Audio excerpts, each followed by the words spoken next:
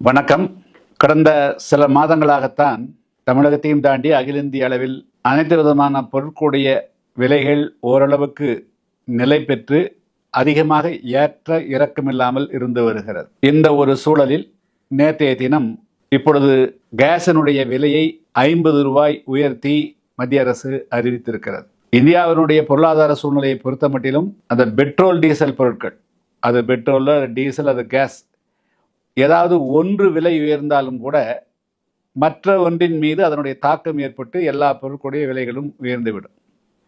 குறிப்பாக இந்த கேஸ் விலை ஏற்றத்தால் குடும்பத்தினுடைய சுமைகள் நிச்சயமாக கூடும். 50 ரூபாய் கூட உயர்த்தப்பட்டாலும் கூட அது 50 ரூபாயும் ஒரு சுமையாக கூடும். ஏன்னா மாதத்திற்கு எப்படி இருந்தாலும் 2-3 கேஸ்கள் யூஸ் பண்ணக்கூடிய சூழ்நிலை வரும். எனவே இதையும் கூட எளிதாக கடந்து செல்ல முடியாது. அந்த வகையில் இப்பொழுது இந்தியா முழுமைக்கு பணவீக்கம் ஓரளவுக்கு மெல்ல மெல்ல குறைந்து அல்லது நிலை கொண்டிருக்கக்கூடிய நிலையில் இந்த கேஸ் விலை உயர்வை மத்திய அரசு தவிர்த்திருந்தால் சரியானதாக இருக்க முடியும். ஆனால் அவர்கள் இப்பொழுது வைத்திருக்கிறார்கள். ஏற்கனவே உலகம் முழுவதுக்கும் இப்பொழுது அமெரிக்காவினுடைய அந்த பல்வேறு விதமான பொருட்களுக்கு உலக நாடுகளில் இந்த விலை வரி விதிப்பின் காரணமாக ஒட்டுமொத்த ஒரு மிகப்பெரிய ஒரு சூழல், ஒரு அசாதாரணமான சூழல் நிலவுகிறது. இந்த நேரத்தில் இந்த கேஸ் விலை உயர்வை மத்திய அரசு தவிர்த்திருக்க வேண்டும்.